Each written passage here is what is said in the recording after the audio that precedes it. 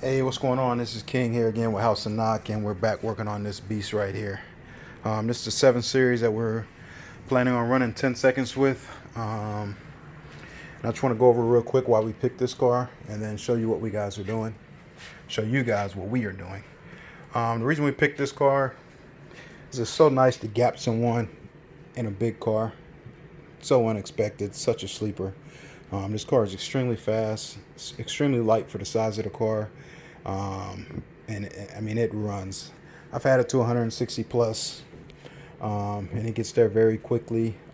So I like this car, and that was when it was stock.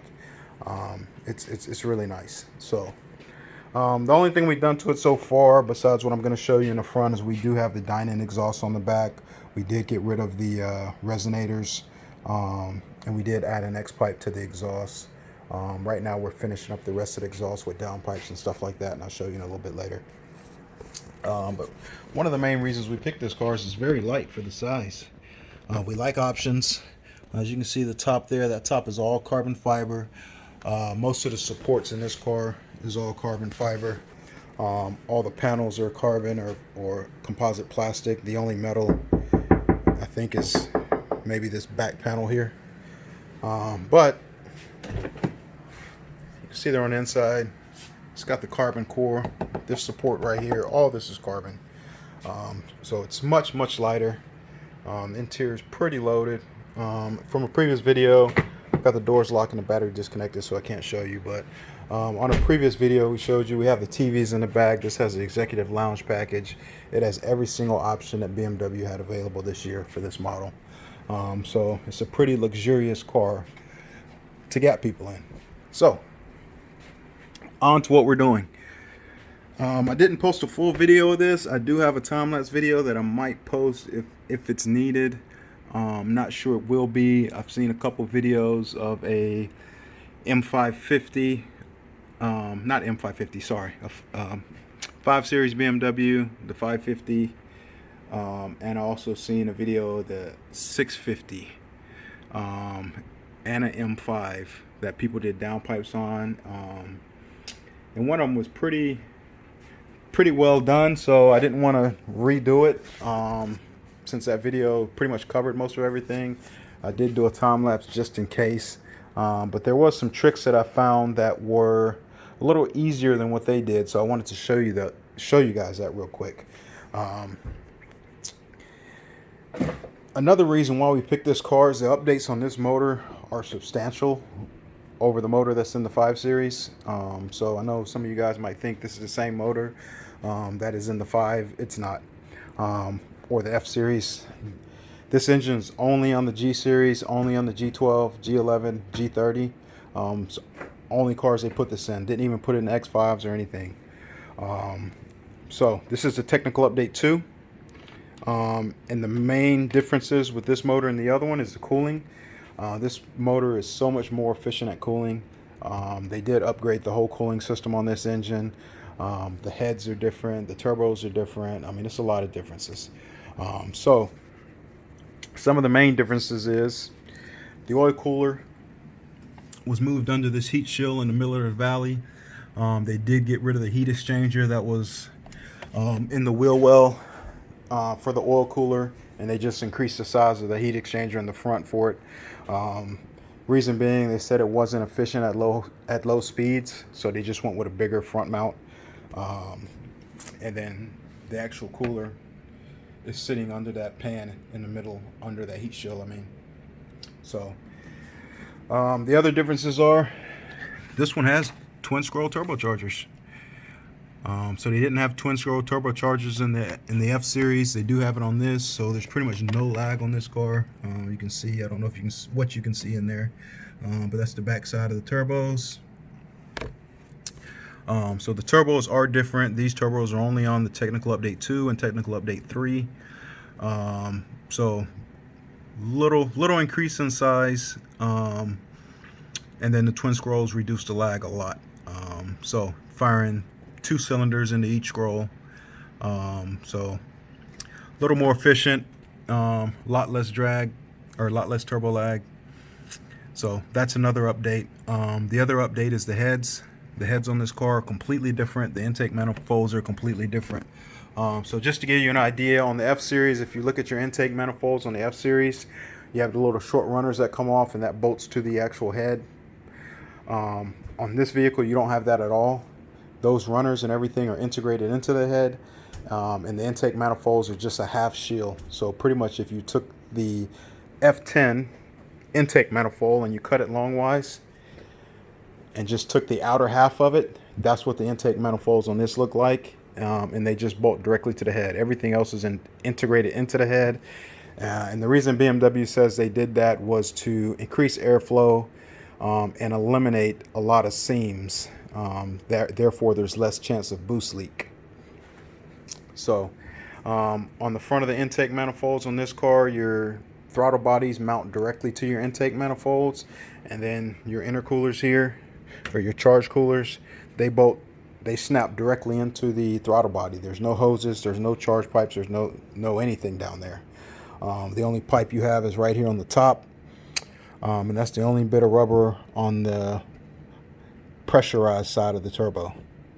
So there's a few more updates too, internal to the motor. I know all the TUs have the forged internals. On this one, the internals are a little bit different, a little bit lighter.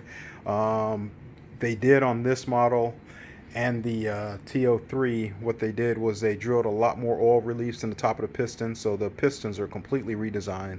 And the reason they did that, more efficient cooling, also reduces oil consumption. So a lot of oil doesn't get brought up into the crankcase because there's a lot of drains or oil reliefs drilled into the piston that allow a lot of that oil to drain back into the pan. So that's another update on these. And those are the main reasons why we got this car. So I'll go over the little tricks we found with these downpipes. Here's the downpipes right here. I got them out. I did that last night.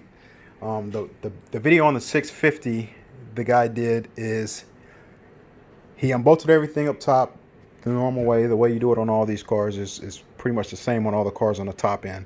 But on the bottom end, he has 6 bolts on his exhaust, and he dropped the exhaust just enough so he can slide it back 2 inches to get these out. So if you look at these downpipes, the difficulty with these is you have a flex section right here that is very flexible.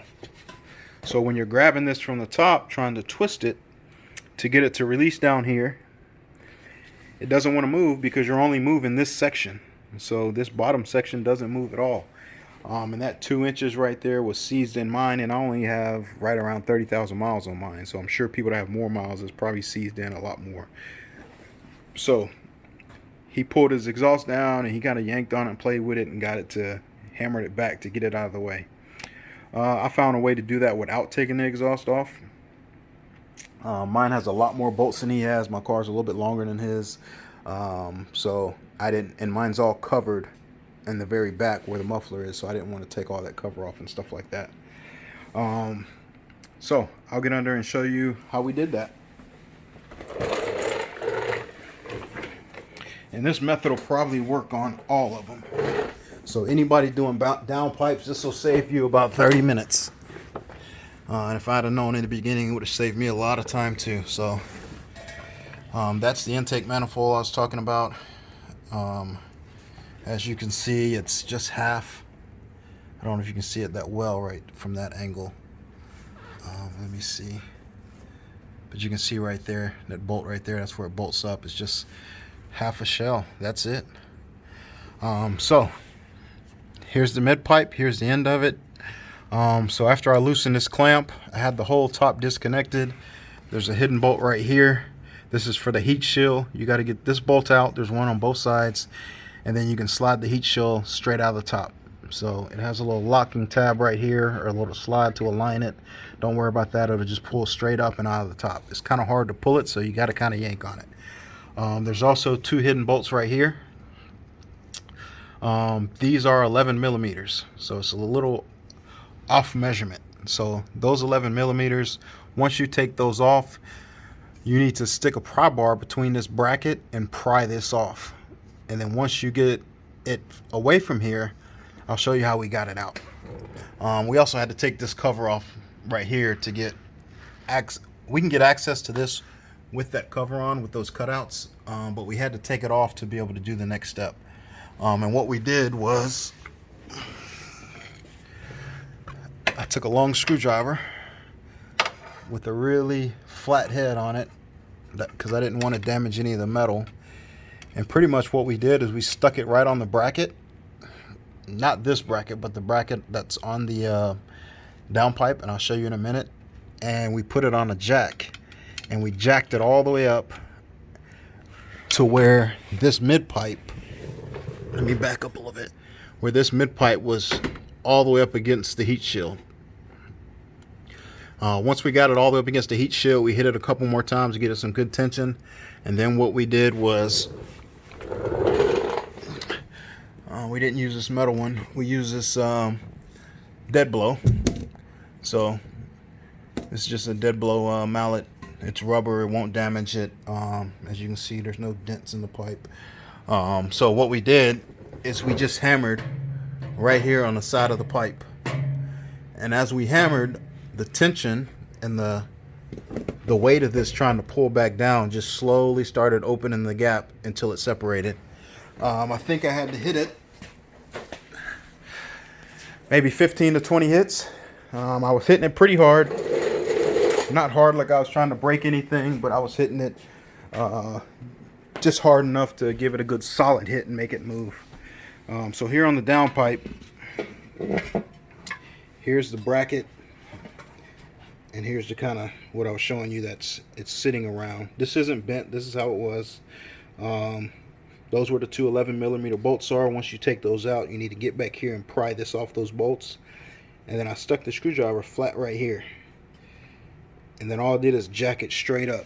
So I got my little aluminum racing jack right here. I put the screwdriver standing straight up on it, jacked it up. Don't try to jack your car up on it. But I jacked it up enough where those mid pipes were pretty firm against the bottom of the car.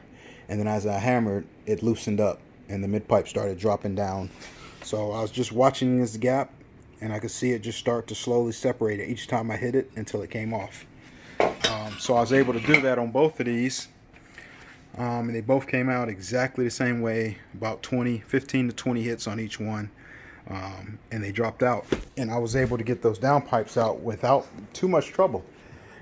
After I spent 30 minutes or so trying to figure out how to get them out without taking off the rest of my exhaust like they did on that video. So I hope that saves you guys a lot of time if you guys do downpipes on these cars. I would say the total job now, knowing what I know with the bottom part, it would probably take me about 45 minutes to get these off. I mean, it was pretty easy. As you know, most of this top part comes off pretty easy. A couple hidden bolts, not much. There's some brackets here that you have to take off. There's 2 bolts in each one. On this car, they're pretty easy to get to. I've seen some videos on the 650 where they were a little bit more difficult to get to. But yeah, everything else came out pretty good, man. And we got the downpipes out. The new downpipes are on the way. They should make it here today. The tracking is set up to get here today anyway. So here's a little bit more what we're doing. So the downpipes I got, they're VRSF. They are coming ceramic coated. I'm still going to put an exhaust wrap on it. So this is the platinum. So it's supposed to be made with the lava rock. Supposed to withstand higher temperature and last longer. I got it in black, so I'm going to wrap those exhausts with that. Probably a 1/2 inch overlap. I got the stainless steel ties for it. This is all from DEI. And then I got the high temp silicone coating that I'm going to spray on top of that. That'll just seal this from any moisture and keep it from being able to separate. So I'm going to have the ties on there anyway, but I want to put that on there just to give it a little bit more protection. We're also going to go with the turbo blankets. I am keeping my heat shield on there, but I'm going to put the turbo blankets underneath it. So these are pretty nice. They have wire ties and springs that go on these. So there you go there.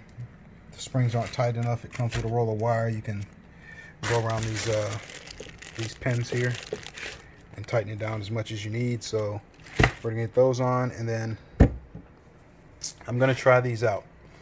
I've heard a lot of times when guys try to tune out the O2 sensors that sometimes it puts the O2 sensor in a not ready state and they have a problem passing emissions. So I have a tuner, heatsink performance, that I know can get around that. But I'm going to try these first and just see if they work. These are from FabSpeed, probably one of the few products that I've seen so far that had good reviews from them. I don't know why they get a lot of bad reviews. I haven't used them a whole bunch, but that seems to be the thing. So this will screw. This is an adjustment screw right here to put this onto the downpipe. And if you can see inside there, there's a tiny little bit of catalytic converter material in there. So this will screw onto the downpipe. This will screw into that, and what this is, it's a catalytic converter. So as you can see there, there's a catalytic converter material in there. So when this screws on here, your O2 sensor will screw onto the other side of it. So I got these at 90 degrees. They do make them 45 degrees in different angles. I don't know how this is going to fit on this car yet. I'm just going to try it. Hopefully it works without affecting my heat shield. But if it does work, I won't need to code out my O2 sensors and everything should be all right. If it doesn't work, I'll just code out the O2 sensors. So I just want to try them, do a review on them, see how they work, see if they work on this car. Apparently on this car, nothing works until it does. So no guarantees. They don't give any guarantees. FabSpeed doesn't give any guarantees on it, but the review said they pretty much work on a lot of cars. So I just want to try them out and see if they do work on this platform. Since they're so easy to get to on my car, they're right here on the top. And then after I do that, we'll be posting another video of the sound. I already posted a video of the previous sound, so I want to post a video with the downpipes, get the sound levels, see what it sounds like with a cold start as it heats up, and give it a couple revs, see how much difference there is in the sound. And then we're going to go dyno it and see what kind of difference it gets. Now I do have a different tuner on here than I had with the last video. Last video I had the Dynon tuner on, which I have ripped out just because, I mean, it's a pretty good tuner. I got pretty good power gains with it. It was a day and night difference on putting it on. The only downside I see to the Dynon tuner is it seems to be made for someone who just wants to plug and play. There is no adaptations you can do. There is no changes you can do. It's just, it is what it is. You plug it in and that's what you got. So I had when I had the Dynon tuner and exhaust on here, I think I dynoed it. It was at 467 horsepower and about 440 something torque. I have the dyno sheet posted. You guys can check that out. With that dyno sheet, I did not have the X pipe and I did not have the resonators removed. The only thing on this car was the Dynon tuner and the Dynon exhaust, and that was the power levels I got. So it does show you on that dyno sheet one of those numbers. The lowest numbers on there was with the tuner turned off with the bypass plug in it, and then the higher numbers was with the tuner turned on. One of them was a 4th gear run, one of them was a 6th gear run. So now I have the JB4 on here, so that's going to be a little bit of a difference. I didn't dyno after I put the JB4 on here, but I will have the JB4 with the downpipes. When I run my initial test, I might just put it on map 0. I'll probably put it on map 0. So they said map 0 is pretty stock. So I'll probably run one on map 0 and then one on map 2. And then from there, the next stage will be to have heatsink tune it up and dial it in. And when heatsink gets it dialed in, then we're going to re-dyno it and check our numbers again. So I'm going to go ahead and conclude this video. Make sure to subscribe to our channel for future videos. We will post a video of getting those downpipes prepared to put in, getting them wrapped, and probably post a video of actually putting them in, what it looks like, and see about getting these turbo blankets on and everything else that's going in it. So everybody have a nice rest of your day. Don't forget to subscribe to our channel. It's House of Knock. We got it on YouTube. We also got a Facebook page and an Instagram page. So we'll be posting different content on each one. Most of the videos will be going on YouTube. So stay tuned. We will be posting our ETs with this also. We're going to try to take it to the track, get a couple pulls in it once we get it all set up. So stay tuned for what's to come.